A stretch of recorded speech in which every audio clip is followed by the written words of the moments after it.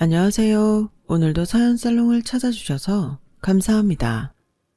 얼마 전 고향으로 돌아온 30대 여성이에요. 말은 제주로, 사람은 서울로 보내라는 말이 있죠. 저 역시 고등학교를 졸업하고 서울로 올라갔어요.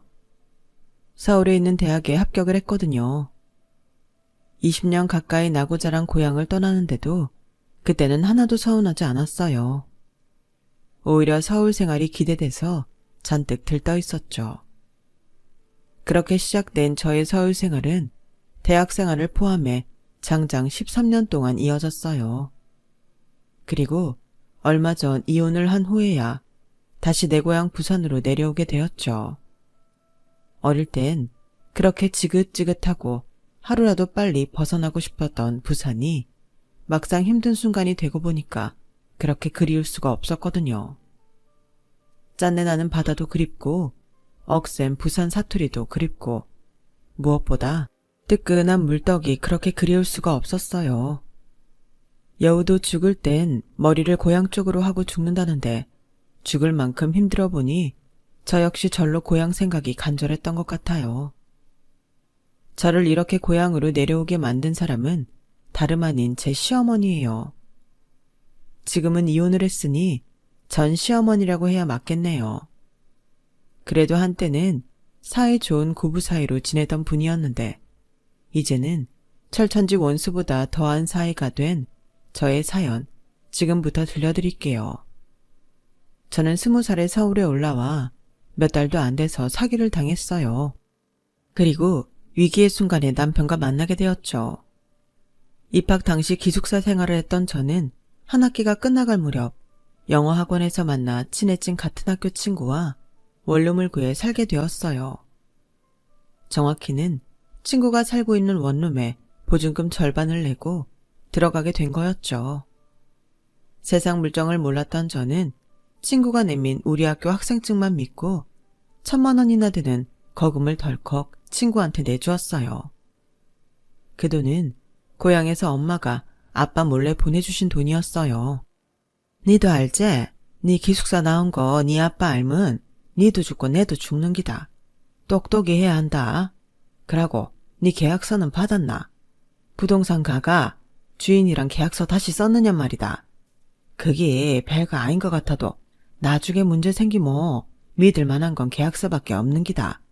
내 말 똑똑히 알아들었나? 안다. 고만 좀 해라. 나 한두 살 먹은 애 아니다. 부동산 가가 계약서 다시 썼고 같은 학교 친구라 신원도 확실하다. 이제 됐나? 엄마한테는 이렇게 말했지만 사실 그건 거짓말이었어요. 주변 시세보다 싸게 계약한 집이라서 계약서를 다시 쓰는 건 불가능하다는 친구의 말을 철석같이 믿었거든요. 설마 같은 학교 학생인데 문제가 생기기에 하겠냐는 아니란 생각도 한몫했고요. 태어나서 처음 독립해서 친구와 단 둘이 살게 된 저는 들뜬 마음으로 하루하루를 보냈어요. 친구랑 밤 늦게까지 술도 마시고 주말엔 클럽도 가고 일요일엔 노트북으로 하루 종일 미드도 보면서 이게 진짜 자유구나 하는 생각을 하면서 보냈어요. 하지만 달콤한 시간은 그리 오래가지 않았어요. 친구와 함께 살게 된 지 한 달도 채 되지 않아서 문제가 생겼거든요. 하루는 친구가 여름 옷을 가져온다며 옷가방을 들고 고향집에 갔는데 다음날 아침 뒷주인이 찾아온 거예요. 학생, 급하다고 해서 어제 남은 보증금 다 빼줬는데 왜 아직 이러고 있어? 세상에, 아직 짐도 안 싼 거야? 다음 주면 새로 사람 들어올 텐데 도배도 해야 되고 장판도 깔아야 되는데 이러고 있으면 어쩌란 거야? 사람 난감하게 정말. 아주머니, 그게 무슨 말씀이세요? 보증금을 빼주다뇨. 저희는 보증금 돌려받은 적 없어요. 이건 또 무슨 소리야? 같이 사는 친구한테 내가 분명히 돈 줬는데 그동안 밀린 월세 빼고 보증금 남은 거 55만 원. 어제 현금으로 줬다고. 이래서 방세 밀리는 애들은 봐주는 게 아닌데 내가 마음이 여려서 더러운 꼴까지 보게 되네. 암튼 난 줄 거 다 줬으니까 오늘 중으로 방 빼. 아주머니가 나가고 잠시 동안 저는 정신을 차릴 수가 없었어요. 너무 황당하고 기가 막혀서 말도 안 나왔어요. 그저 친구한테 전화해서 사실 확인을 해야겠다는 생각뿐이었어요. 그런데 어제까지 잘만 연결되던 친구 전화가 없는 번호라고 나오는 거 있죠.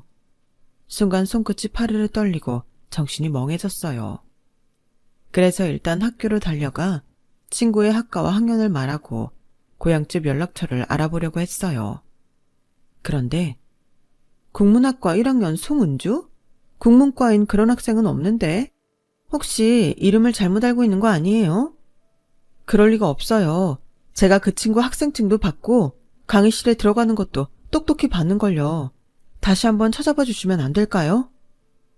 없어요, 학생. 그러지 말고 지금이라도 경찰에 신고부터 하세요. 그 순간 머릿속에는 엄마 생각뿐이었어요. 나 때문에 아빠한테 비밀로 하고 보증금까지 만들어주셨는데 제가 멍청해서 그 돈을 날렸으니까요. 확실히 계약서까지 쓰고 들어왔다고 거짓말까지 했으니 엄마한테 어떻게 말을 해야 할지 모르겠더라고요. 그렇다고 내 힘으로 수습할 능력도 안 됐고요. 생각 끝에 저는 학교 근처 파출소에 가서 신고부터 했어요. 어떻게든 돈을 찾는 게 급선무였으니까요. 휴대폰에 저장된 친구 사진도 보여주고 자주 같이 갔던 클럽이랑 술집도 알려주었지만 경찰관의 표정은 심드렁했어요. 학생, 너무 기대는 하지 말아요. 이런 경우 어렵게 잡는다 해도 이미 돈은 유용비로 탕진하고 없는 경우가 태반이니까. 그냥 부모님께 솔직히 말씀드리고 도와달라고 해. 그 말을 듣는데 이제 다 끝났구나 하는 생각이 들었어요. 하늘이 무너지고 땅이 꺼지는 것 같았죠. 엄마한테 당장 알려야 한다는 건 알고 있었지만 겁이 나서 못하겠더라고요. 그래서 일단은 파출소를 나와 짐을 싸고 동아리실로 갔어요. 딱히 갈 곳이 없었거든요. 동아리 선배한테는 잠깐 짐 좀 맡겨놓고 오겠다고 거짓말을 하고는 거기서 몰래 3일 정도를 지냈어요. 봄에서 여름으로 넘어가는 시기였음에도 바닥에는 냉기가 돌았어요. 바닥에 라면 박스를 깔고 그 위에 이불을 깔고서야 좀 잘만 했어요. 간단한 세면은 화장실에서 할 수 있었지만 샤워할 수 있는 곳은 딱히 없어서 아침 일찍 근처 목욕탕에서 씻고 수업에 들어갔고요. 하지만 꼬리가 길면 밟힌다고 동아리 선배 중 하나가 동아실에서 잠들어 있는 저를 발견하는 바람에 딱 걸리고 말았어요. 자초지종을 들은 선배는 도망간 친구 욕을 하면서 저보다 더 광분했어요. 뭐 그런 미친년이 다 있냐? 이거 학교에 알려야 하는 거 아니야? 학생 사칭하면서 또 무슨 짓을 벌일지 알아? 근데 계속 동방에서 지낼 거야? 잘 데 없으면 우리 집에 갈래? 엄마가 외할아버지 간병하시느라 외가에 내려가 계셔서 요즘 집에 나랑 오빠밖에 없거든. 평소에 그리 친한 사이는 아니었는데도 선배는 선뜻 저를 집에 데려가 주었어요. 그리고 그곳에서 미래의 내 남편을 만나게 되었어요. 바로 선배의 오빠였죠. 학기가 끝날 때까지 한 달여 기간 동안 저는 선배 집에서 생활을 했어요. 처음엔 많이 어색했는데 선배도 그렇고 선배네 오빠가 워낙 성격이 털털해서 얹혀 사는 저로서는 더할 나위 없이 편했어요. 밤이면 2마리에 10,000원씩 하는 전기통닭을 사다가 맥주도 마시고 주말에는 다 같이 대청소도 하면서 한 가족처럼 지냈어요. 시험 기간이라서 밤 늦게까지 도서관에서 공부를 할 때면 오빠가 도서관 로비까지 마중을 오기도 했어요. 저랑 학교도 다른데 말이죠. 나중에 얘기를 들어보니 오빠는 그때 이미 저한테 마음이 있었더라고요. 그래서 과 동기들과 술자리도 마다하고 늘 저를 마중하러 왔던 거였어요. 학기가 끝나고 선배 집을 나와 고향으로 내려간 저는 엄마한테 사기당한 얘기를 했어요. 12살 때 마지막으로 엄마한테 맞은 일에 그때 처음 뒤지게 맞았어요. 엄마가 화가 났던 건 제가 사기를 당했기 때문만은 아니었어요. 그보다는 남의 집에 한 달이나 얹혀 있었다는 게 더 큰 이유였죠. 새학기가 시작되기 전 엄마는 저와 함께 서울로 올라오셨어요. 이번엔 아빠한테 얘기하고 직접 원룸을 구해주시기로 했거든요. 며칠간 엄마와 함께 발품을 판 덕에 학교에서 가깝고 치안 상태도 좋은 곳에 집을 얻을 수 있었어요. 짐 정리가 끝나자 엄마는 백화점에 들러 고가의 한우 세트를 사서는 저를 앞세워 선배 집으로 갔어요. 그날은 제가 머물 때는 안 계셨던 선배 어머님이 집에 계시더라고요. 저희 엄마는 몇 번이나 죄송하고 감사드린다는 말을 하셨어요. 처음엔 자초지종을 몰랐던 선배 어머님은 저희 엄마를 통해 상황 전달을 받으시곤 떨떠름한 표정이 되셨지만 저희 엄마가 내민 한우 세트를 보시고는 이내 얼굴이 밝아지셨어요. 자식 키우다 보면 이런 일 저런 일 있는 거 아니겠습니까? 부산에서 올라와 비싼 인생 경험 했다 치세요. 어차피 엎질러진 물 이제 와서 어쩌겠어요. 사기친 년이 나쁜 거지 당한 사람이 나쁜 건 아니잖아요. 학생이 마음고생이 많았겠네. 내가 집에 있었으면 밥이라도 잘 챙겨 먹였을 텐데. 아니에요. 선배랑 선우 오빠 덕분에 잘 지냈어요. 진작에 인사 못 드려서 죄송해요. 그랬다니 다행이네. 그래도 남자가 있는 집에 그렇게 함부로 들어와 살고 그러면 안 돼. 우리 아들이야 워낙 착실하고 바른 애라서 아무 일 없었다지만 세상에 어디 그런가. 앞으로는 절대 그러면 안 돼. 알았지? 선배 어머님 말씀에 저희 엄마는 맞장구를 치시며 선배와 오빠에 대한 칭찬을 한 바가지 해주시곤 그 집을 나왔어요. 그날 선배 어머니도 그렇고 저희 엄마도 그렇고 두 분이 다시 볼 일은 없을 거라고 생각하셨지만 세상 일이 어디 그런가요? 한 치 앞도 모르는 게 인생인걸요. 한 집에서 한 달여간 지내는 사이 정이 많이 들었던 오빠와 저는 제가 혼자 원룸 생활을 하면서 많이 가까워졌어요. 오빠는 저 혼자 원룸에 사는 게 걱정이 됐는지 선배를 앞세워 수시로 찾아왔어요. 여자 혼자 사는 집 현관엔 남자 신발을 둬야 돼. 그래야 배달하는 사람들도 아, 이 집에 남자가 있구나 생각하지. 베란다에도 남자 옷이랑 속옷을 널어두는 게 좋아. 밖에서 잘 보이게 쫙쫙 펴서. 자, 이거 받아. 내가 안 신는 운동화랑 옷까지 좀 챙겨왔어. 눈에 잘 띄는 곳에 툭툭 걸쳐둬. 누가 봐도 이 집에 남자가 산다는 티를 팍팍 내란 말이야. 우와, 우리 오빠가 이렇게 자상한 사람인 줄 진짜 몰랐네. 친동생이 나한테도 좀 그래 보시지. 누가 보면 화영이가 오빠 친동생인 줄 알겠어. 야, 넌 등치가 산만한데 남자들이 덮치려고 하겠냐? 맞아 죽지 않으면 다행이지. 화영이야 여성스럽고 얼굴도 예쁘니까 아무래도 걱정이 되지.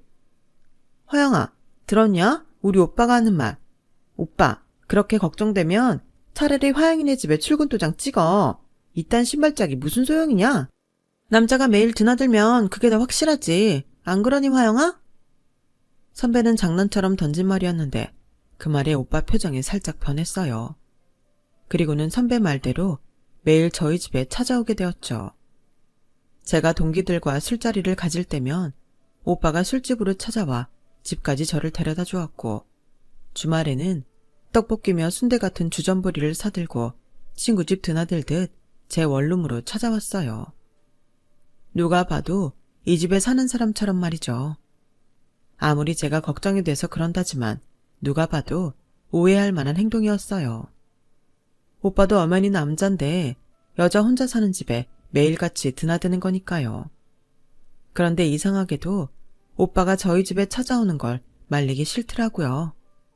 어린 나이에 타지에서 처음 사귄 친구한테 사기를 당한 충격 때문인지 오빠의 그런 행동이 불편하다기보다는 오히려 든든하고 다정하게만 느껴졌거든요. 의지할 사람이 없는 곳에서 내가 유일하게 의지할 수 있는 사람이었으니까요. 물론 오빠에 대한 사심도 어느 정도 작용했을 테지만요. 어느 순간부터는 오빠가 찾아오지 않으면 불안하고 일이 손에 잡히지 않을 정도였어요. 그래서 오빠가 사귀자는 말을 꺼내기도 전에 제가 먼저 사귀자고 말해버렸어요. 이 사람을 꼭 잡고 싶었거든요. 저보다 5살이나 많았던 오빠는 그런 제게 전보다 더 책임감을 느꼈는지 양가 부모님께 먼저 말씀을 드리고 사귀자고 하더군요. 난 화영이 너랑 가볍게 사귈 생각은 없어. 그러니까 양가 부모님들께 말씀드리고 떳떳하게 만나자. 결혼을 하자는 것도 아니고 그저 사귀자는 것뿐인데 오빠는 나이 차이 때문인지 무척이나 조심스러워했어요. 그래서 주말에 오빠와 함께 부산으로 갔어요. 이제 겨우 20살인 딸이 집에 남자를 데려오자 저희 부모님은 오히려 더 놀라시더라고요. 명목상으로는 교제를 허락받기 위함이라고 했지만 분위기는 마치 결혼을 허락받으러 온 것 같았으니까요. 그래도 오빠의 그런 모습이 마음에 들었는지 아빠는 별 말 없이 오빠랑 술잔을 기울이셨어요. 엄마는 씨암탉이라도 잡을 기세로 이것저것 음식을 내오셨고요. 저희 집에서 교제 허락을 받은 우리는 며칠 뒤 오빠네 집으로 갔어요. 어머님께 교제 허락을 받으려요. 사실 그때까지만 해도 단순히 교제 사실을 알리는 차원이라고 쉽게 생각했었는데 막상 어머님의 반응을 보니 괜히 주눅이 들더라고요. 뭐? 니들 둘이 사귀겠다고? 다 원참. 솔직히 말해라. 처음부터 이러려고 쟤를 집에 들였던 거지? 나 없는 사이에 집에까지 데려와 살아놓곤 지금에 와서 쇼하는 거 아니냐고. 엄마, 그런 거 아니에요. 그때까지만 해도 우리 서로 모르는 사이였어요. 그건 선주한테 물어보시면 알 거예요. 니들이 감쪽같이 속였는지 누가 아니? 세상에, 내가 진작 알아봤어야 했는데 이제 겨우 가슴을 먹은 애가 남자 있는 집에 들어와 한 달이나 살고 갔는데 그걸 순수하게 받아들인 것 자체가 잘못이지. 이미 갈 때까지 갔을 텐데 이제 와서 헤어락이 무슨 소용이야. 사귀든 말든 니들 멋대로 해. 엄마, 무슨 말이 그래. 갈 때까지 가다니. 우리 하늘에 맹세코 그런 짓 한 적 없어. 그 말을 어떻게 믿어? 얌전한 고양이가 부뚜막에 먼저 올라간다고? 쟤처럼 얌전하게 생긴 애들이 꼭 사고치고 사생활이 난잡하더라. 혹시 아니? 넌 의도하지 않았는지 몰라도 쟤는 일찍부터 이러려고 우리 집에 들어왔던 건지. 뭐, 니들이 결혼을 하겠다는 것도 아니고 교제만 하겠다는 거니까 내가 말리지는 않겠다만 나중에라도 발목 잡히지 않게 서로 간에 조심들 해. 결국 어머님의 허락을 받기는 했지만 기분은 정말 더러웠어요. 당시 어머님 앞에서는 너무 떨리고 주눅이 들어서 거기까지 생각을 못했는데 집에 돌아와 생각해보니 마치 제가 엄청 천박하고 해픈 여자 취급을 받은 것 같더라고요. 이런 오해까지 받으면서 내가 연애를 해야 하나 싶기도 했어요. 하지만 그때는 너무도 어려서 그랬는지 오빠만 옆에 있다면 그 외에 다른 건 다 이해하고 넘길 수 있을 것 같더라고요. 다행히 오빠는 저랑 사귀는 동안 누구보다 제게 충실한 남자친구가 되어주었어요. 사귀기 시작한 이듬해 졸업과 동시에 취업을 한 오빠는 바쁜 직장생활 중에도 여전히 예전처럼 저를 챙겨주었어요. 시험기간 때 도서관에서 공부를 하고 있으면 피곤할 텐데도 꼬박꼬박 데리러 와주었고 수시로 저희 집에 드나들며 제 주위를 살펴주었어요. 오빠의 이런 헌신적인 배려 때문에 어머님은 더욱 저를 못마땅해 하셨지만요. 20살에 시작된 제 연애는 27이 되어서 결혼으로 종지부를 찍었어요. 7년간 연애를 하면서도 오빠는 처음 만났던 그때처럼 여전히 저를 아끼고 살뜰히 돌봐주었어요.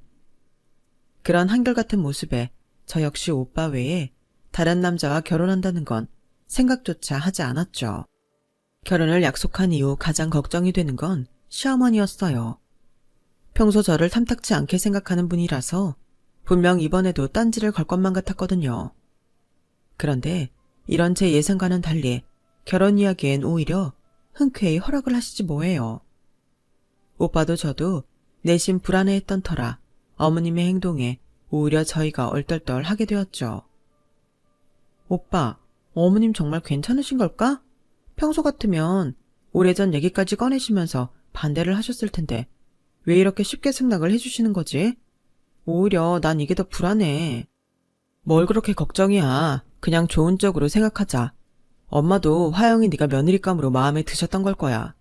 그동안 널 봐온 세월이 있는데 널 모르시겠니? 그러니까 걱정하지 마. 오빠 말대로라면 좋았겠지만 그래도 의구심이 드는 건 어쩔 수 없었어요. 결혼 얘기가 오가고 드디어 상견례 날이 되었어요. 상견례는 저희 부모님이 서울로 올라오시겠다고 해서 서울에 있는 한정식집에 자리를 잡았어요. 먼 곳에서 오시느라 고생이 많으셨다. 아니다. 이참에 서울 구경도 하는 거 아니겠냐 등등 인사치레에 가까운 말들이 오갔고 드디어 본론으로 들어갔어요. 먼저 식을 어디서 올릴지가 화두가 되었죠. 부산에서 사업을 하시는 저희 아빠는 결혼식을 부산에서 올리기를 바라셨어요. 아무래도 우리 측 하객이 월등히 많다 보니까 상대적으로 수가 적은 시댁 측이 부산으로 내려와 주길 바라신 거죠. 하지만 그 말을 듣자마자 시어머니가 눈을 부릅뜨며 반대를 하셨어요. 아니, 이게 무슨 경우입니까? 아들이고 며느리고 다들 서울에 있는 애들인데 부산에서 식을 치르자니요. 하객이 사돈댁 지인들만 있답니까? 우리 쪽 하객들은요? 그뿐인가요? 쟤들 회사 사람들은 어쩔 겁니까? 직장 동료 결혼식을 부산에서 한다고 하면 누가 오겠습니까? 말이 되는 소리를 해야죠. 도대체 이게 누굴 위한 결혼입니까?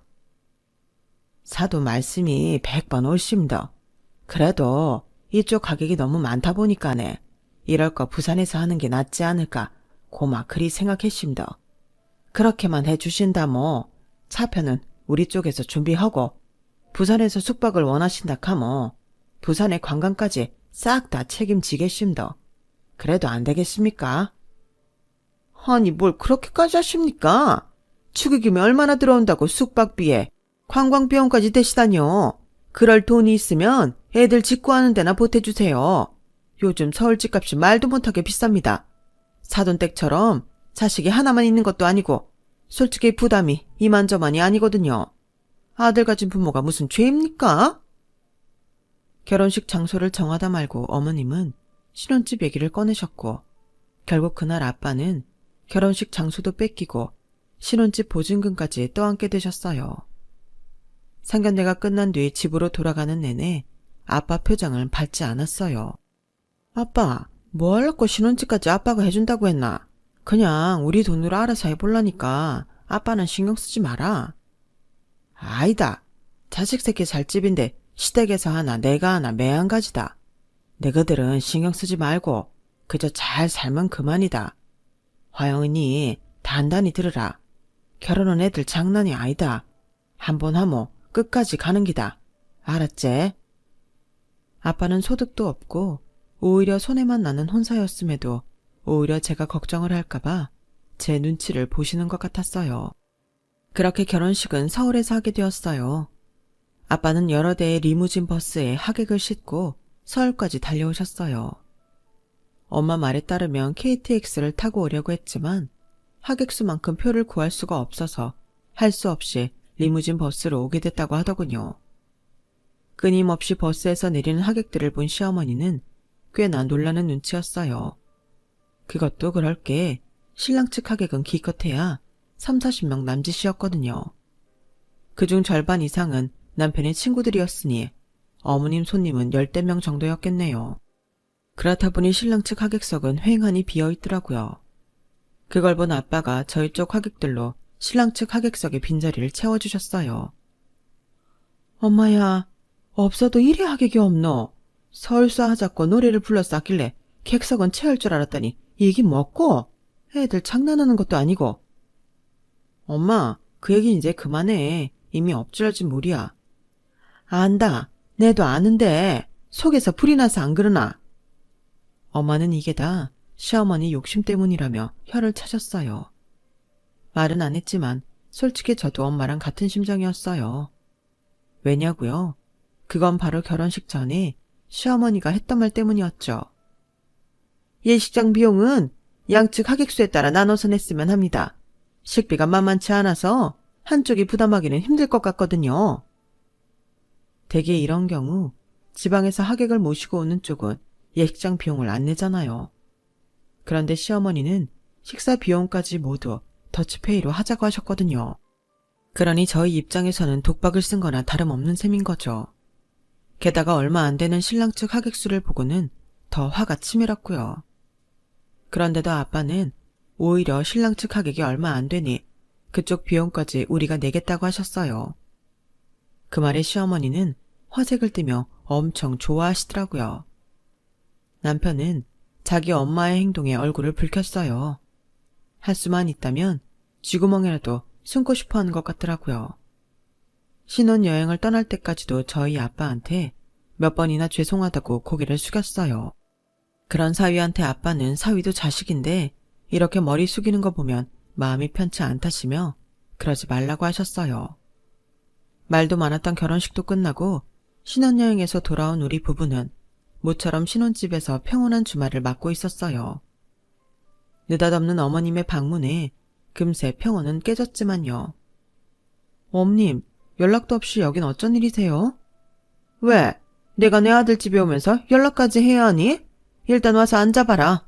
니들도 알다시피 선주도 곧 결혼을 하잖니?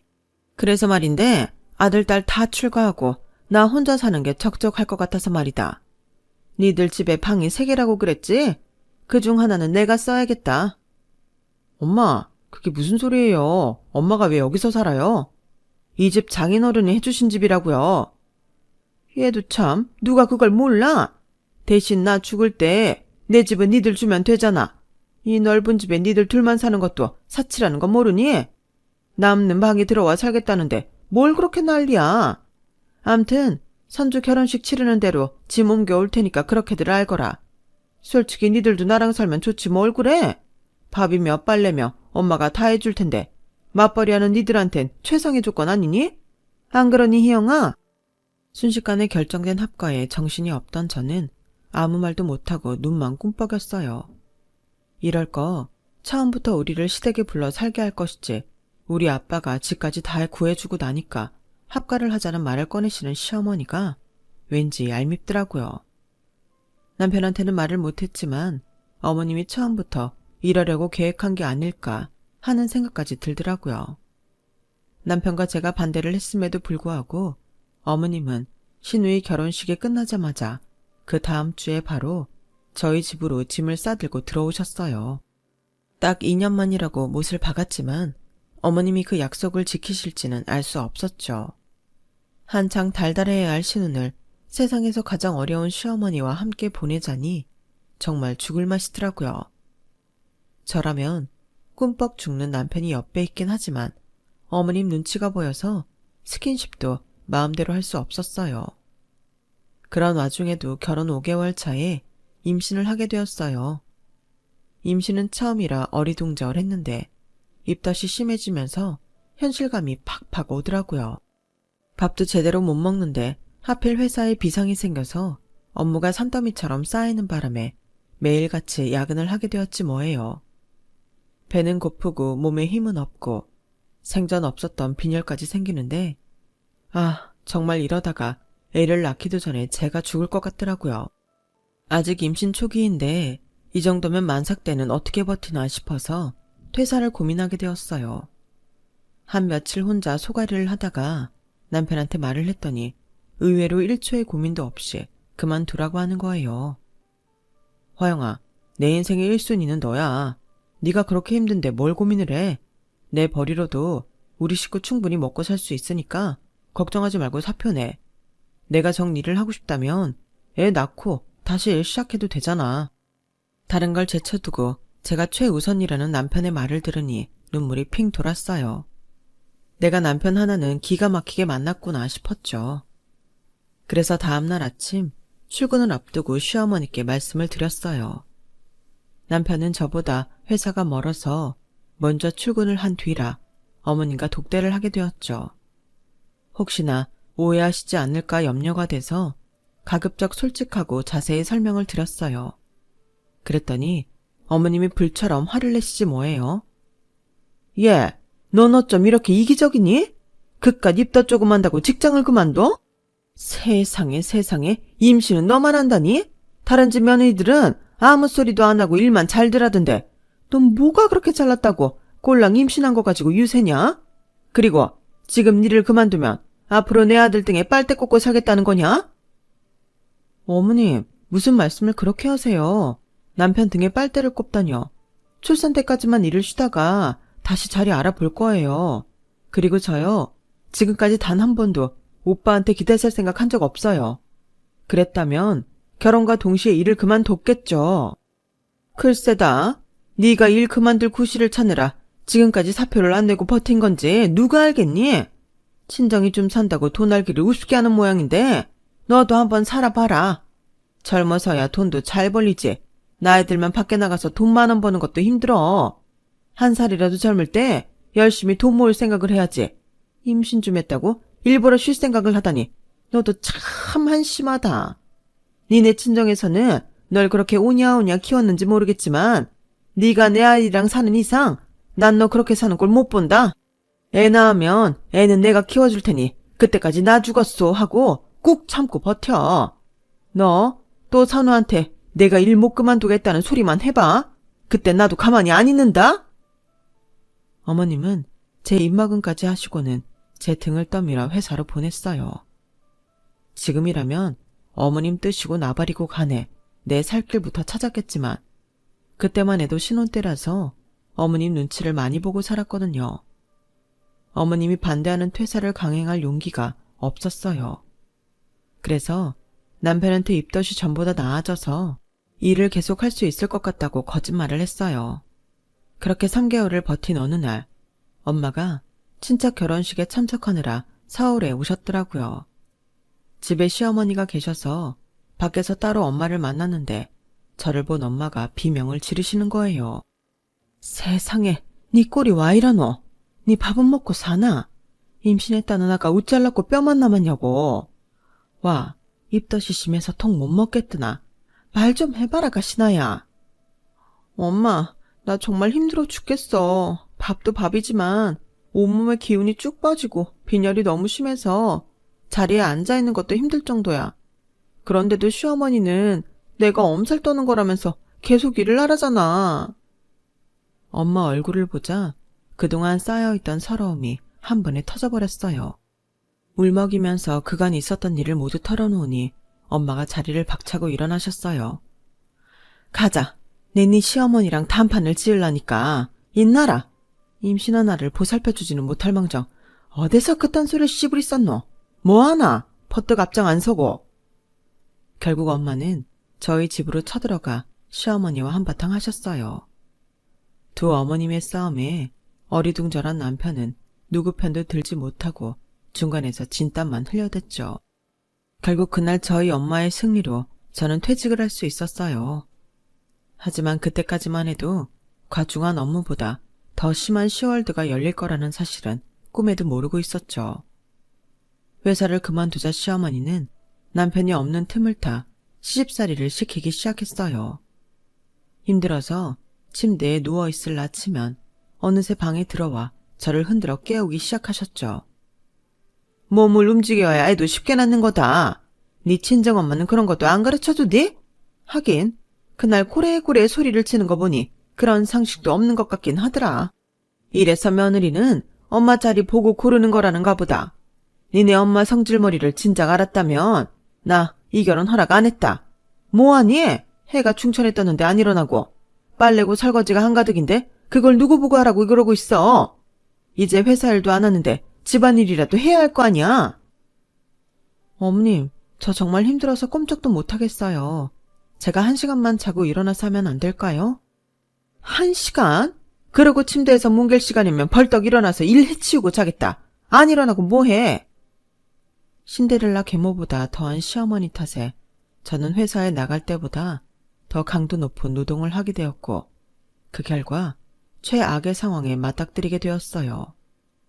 전날 시어머니의 닭달에 배추 20포기를 씻어서 절였는데 아침에 눈을 떠보니 전신에 마비가 와서 꼼짝도 못하겠더라고요. 그런데도 시어머니는 남편이 출근을 하자마자 저희 방으로 들어오셔서는 김치 안 담그냐고 소리를 치시며 저를 깨우시더라고요. 어머님, 저 몸이 이상해요. 손가락 하나 까딱 못하겠어요. 근데 그보다는 배가 자꾸 뒤틀리고 엉덩이가 뜨거워요. 얘는 또 뭐라는 거야? 하다 이젠 일하기 싫어서 별핑계를 다 대는구나. 당장 안 일어나. 어머님은 제가 덮고 있던 이불을 확 젖히시며 제 팔을 끌어당기셨어요. 그런데 그 순간 어머님의 얼굴이 하얗게 질리더라고요. 너? 어머님의 시선을 따라 제가 누워있던 자리를 봤더니 글쎄 새빨간 피가 하얀 시트를 축축하게 적시고 있지 뭐예요. 그걸 본 순간 저는 기겁을 하고는 그만 기절을 해버렸어요. 눈을 떠보니 병실이더라고요. 남편은 제 손을 잡고 울먹이고 있었어요. 시어머니는 그런 아들 눈치를 보며 병실을 빠져나가셨고요. 오빠, 어떻게 된 거야? 나 아까 피를 많이 흘렸던 것 같은데 혹시 잘못된 건 아니겠지? 제 말에 남편은 눈물이 그렁한 눈으로 저를 보다가 저를 덥석 끌어안았어요. 화영아, 난 너만 무사하면 돼. 그러니까 다른 건 생각하지 말자. 그게 무슨 소리야? 설마 우리 아기 잘못된 거야? 그런 거야? 남편은 말없이 고개를 끄덕이며 아이는 다시 가지면 된다는 말을 했어요. 순간 가슴속 깊은 곳에서부터 뜨거운 무언가가 끓어오르는 것 같았어요. 세상 빛도 보지 못하고 떠나보낸 아이에 대한 그리움보다는 상황을 이렇게 만든 시어머니에 대한 미움과 분노 때문이었죠. 악을 쓰며 발광을 하는 저를 남편은 꼭 끌어안은 채 미안하다는 말을 이어갔어요. 다음 날까지도 시어머니는 병실에 찾아오지 않았어요. 내 얼굴을 볼 염치가 없어서 그런가 보다 생각했죠. 친정엄마가 서울로 올라오셔서 제 곁을 지켜주셨고 남편은 하루 월차를 내고 제 곁을 지키다가 이튿날부터는 출퇴근 시간에 병원으로 찾아왔어요. 입원 후 3일이 지난 날 저는 퇴원을 하게 되었어요. 엄마랑 남편과 함께 집으로 돌아갔는데 시어머니가 평소와 달리 환한 얼굴로 저를 맞아주시더라고요. 그 모습이 정말 가증스러워서 저는 눈길도 안 주고 고개를 돌려버렸어요. 그런데 집 안에 들어가 보니 저희 친정아빠가 거실 소파에 앉아 계시지 뭐예요. 저 어릴 때부터 출장 가실 때마다 들고 다니시던 007 가방까지 들고 말이죠. 시어머니는 나쁜 짓 하다 들킨 사람처럼 허둥대시며 저희 아빠한테 하던 얘기는 나중에 마저 하자고 그러시더라고요. 그랬더니 아빠가 그럴 필요 없다면서 다들 이리 와서 앉아보라고 하셨죠. 아들도 다 있는 데서 얘기를 끝내야 맞지 않겠습니까? 사돈 말씀을 정리해보자면 제 딸아이가 행실이 별나서 이 사단이 났다 이거 아닙니까? 맞지? 손주 잃은 위자료로 1억 달라고 하셨는데 내 입장에선 말이 안 된다고 생각합니다. 아들 잃은 건 내 딸이랑 내 사위 아닙니까? 근데 와 사돈이 내한테서 1억을 받아 묻겠다고 하는지 도저히 이해가 안 됩니다. 손주 잃은 건 나도 마찬가지인데 와 사돈만 위자료를 받아야 하나? 이것은 잘못된 기다. 고마 이리 생각합니다. 화영아, 니는 아빠가 어쨌으면 좋겠나? 말해봐라. 아빠, 나는 위자료를 받는다면 내가 받아야 한다고 생각해. 우리 아기를 하늘나라로 보내고 날 이렇게 만든 건 시어머니니까. 시어머니가 위자료를 내는 게 맞다고 봐. 안 그래요, 어머님? 제가 누누이 몸이 안 좋다고 말씀드렸는데도 오빠가 출근하면 득달같이 방으로 달려와서 기진맥진한 날 끌고 가 일 시켰잖아요. 밖에서 돈 못 벌어오면 집안일로라도 돈값 하라고 어머님이 그러셨잖아요. 아니, 내가 또 언제 그랬다고 그러니? 넌 가만 보면 좀 과장하는 면이 있더라. 산모가 몸을 좀 움직여야 순산한다고 했지 언제 날 부려먹겠다고 했냐고. 아들, 엄마는 그런 소리 한 적 없어. 네 처가 애 잃고 정신이 이상해져서 그러는 거니까 엄마를 믿어야 돼. 거짓말 좀 그만하세요. 저 일 시키는 거 오빠한테 비밀로 하라고 그러셨잖아요. 아들 등에 빨대 꼽아놓고 사는 주제에 집안일로도 힘들게 할 거냐면서 제 입 막으셨잖아요. 저요, 어머님 때문에 하루도 마음 편히 산 적 없어요. 몸도 마음도 지친 저를 어머님이 어떻게 대했는지 기억 안 나세요? 청소며 빨래는 물론 아가씨네 줄 김치까지 담게 했으면서 모든 게 다 제 탓이라고요. 내가 우리 아기를 죽였다고요. 언제까지 거짓말을 하실 거예요? 언제까지 날 힘들게 할 거냐고요. 제가 온몸에 힘을 주고 발악을 하다가 결국 정신을 잃고 말았어요. 정신이 들어보니 엄마가 제 곁을 지키고 있더라고요. 제가 정신을 잃은 뒤 아빠가 모든 상황을 정리하셨다고 했어요. 아빠는 서류 가방에 담아온 이혼 서류를 꺼내놓고 제 남편한테 아내를 선택하든 엄마를 선택하든 하라고 하셨다더군요. 결국 남편은 저를 선택했고 어머님은 저희 집에서 나가게 되었어요. 어머님은 어떻게 자기한테 이럴 수 있냐며 아들을 때리며 난동을 부렸지만 남편은 그 매를 다 맞으면서도 끝까지 저랑 살겠다고 했다네요. 결국 아들한테도 버림받은 어머님은 짐가방을 싸서 집을 나가셨고 이후 2년이 지난 지금까지도 저희와는 연락을 끊고 사세요. 신우의 말에 따르면 오래전부터 만나왔던 연하의 남자한테 이미 집까지 다 털려먹은 상황이라서 저희 신혼집에 들어오셨던 거라고 하더라고요. 저희 친정에서 돈을 융통받아 그 남자랑 살 전셋집이라도 구해보려고 했었던 것 같다는데 일이 잘못되는 바람에 아들과 연까지 끊게 되신 거였죠. 지금은 외가에 내려가 친정 오빠 집에 얹혀 살고 계시다는데 신우이한테 툭 하면 저희 집 상황을 묻는 걸 봐서는 조만간 연락을 하시지 않을까 싶네요.